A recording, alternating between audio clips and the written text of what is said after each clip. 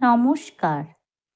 কথাকলির আসরে তোমাদের সবাইকে স্বাগত। আজ আমি তোমাদের অমিতাভ বসু সম্পাদিত জাতকের গল্প বইটি থেকে সাপ ও বিষবৈদ্য গল্পটি পাঠ করে শোনাব। জাতকের নাম বিষবাস্ত জাতক। পুরাকালে বারাণসীর রাজা ব্রহ্মদত্তের সময়ে বোধিসত্ত্ব একবার বিষ বৈদ্যকুলে জন্মগ্রহণ করেছিলেন।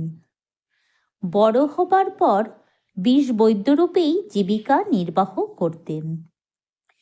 ঘটনাক্রমে একদিন কোনো এক গ্রামের অধিবাসীকে সাপে কামড়েছিল। গ্রামবাসীরা তখন বিষের চিকিৎসক বোধিসত্ত্বকে খবর দিলেন। বোধিসত্ত্ব যাকে সাপে দংশন করেছিল সেই লোকের বাড়িতে গিয়ে বাড়ির ও সেই গ্রামের লোকজনদের জিজ্ঞাসা করলেন, আমি ওষুধ দিয়ে বিষ বার করে ফেলব? যে সাপে কামড়েছে তাকে এনে তাকে দিয়েই বিষ চুষিয়ে নেব?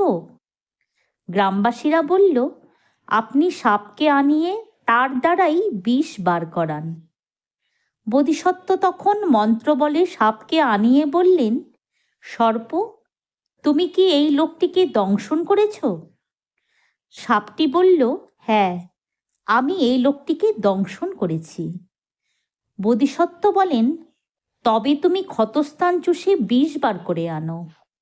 সাপ বলল, আমি তা পারব না। আমি যে বিষ একবার ত্যাগ করেছি তা আর গ্রহণ করব না। আমি আগে কখনো এ কাজ করিনি। পরিত্যাগ করা বিষ পুনরায় গ্রহণ করিনি। এটা আমার নীতি বিরুদ্ধ।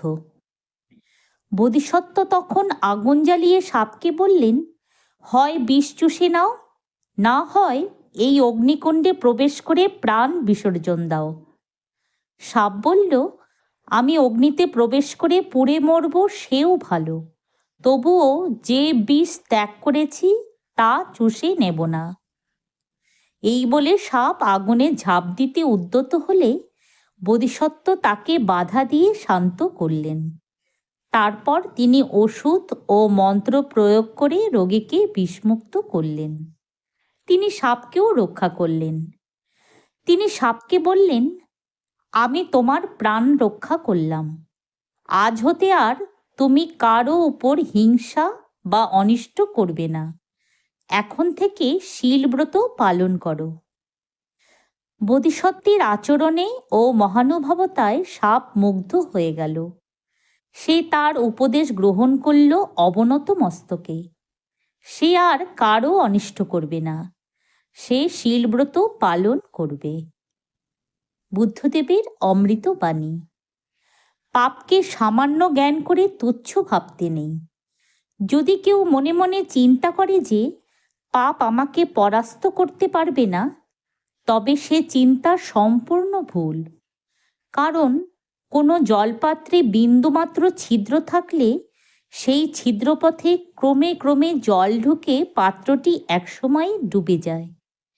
তেমনি পাপকে যে ব্যক্তি সামান্য ভেবে তুচ্ছ জ্ঞান করে, দিনে দিনে তার পাপ কাজ বাড়তেই থাকে। শেষে সে পাপের মধ্যেই ডুবে মরে। যদি তোমাদের আজকের এই গল্পটি ভালো লেগে থাকে তাহলে একটা লাইক ও আমার এই চ্যানেলটিকে সাবস্ক্রাইব করে দিও, যাতে তোমাদের জন্য আরও অনেক নতুন নতুন গল্প নিয়ে আসতে পারি। ধন্যবাদ।